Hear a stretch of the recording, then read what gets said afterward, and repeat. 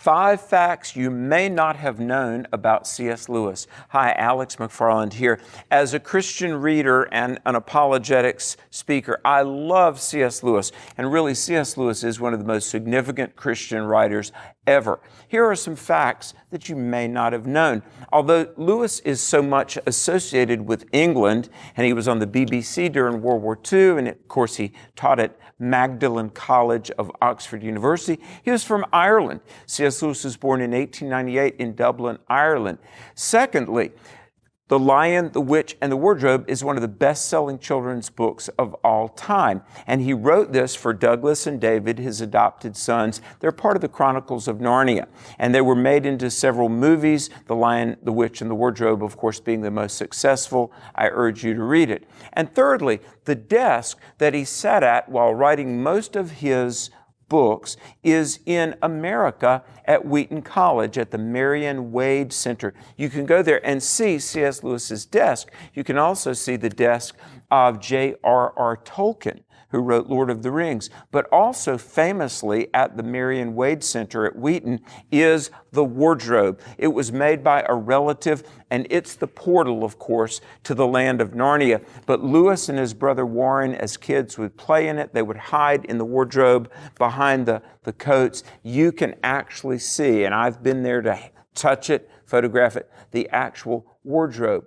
Fourthly, I would say this, you may not know, C.S. Lewis was converted on a train. He had been an atheist, but he had kind of a near-death experience, injured on the battlefields of World War I, lay wounded and almost died, and he thought about God. He eventually believed that God must exist, and then, of course, he became a born-again Christian.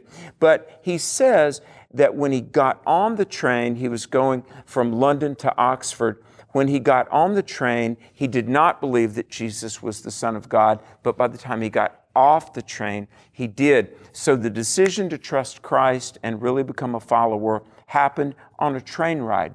And then finally, I would say this about C.S. Lewis. While everybody thinks about the book Mere Christianity, let me just say, having read and taught through this many times, and the philosophical and theological precepts contained in Mere Christianity, let me urge you, if you're beginning your journey with Lewis, read this book, Surprised by Joy, The Shape of My Early Life.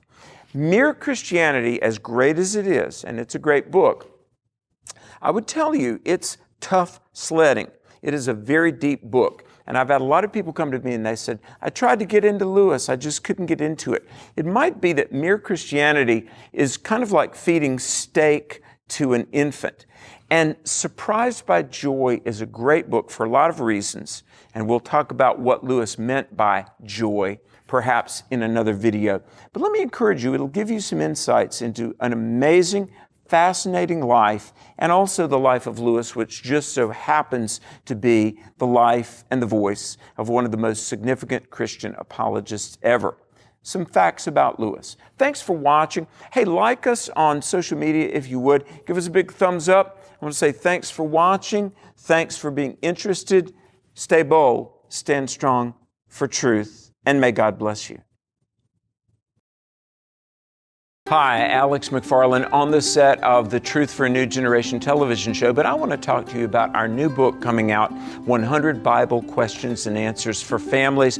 Hundreds of people have given us questions, and this is about God and family. It's a fall of 23 release. It's available everywhere books are sold, online, your local bookstores, even Sam's Club, Barnes & Noble.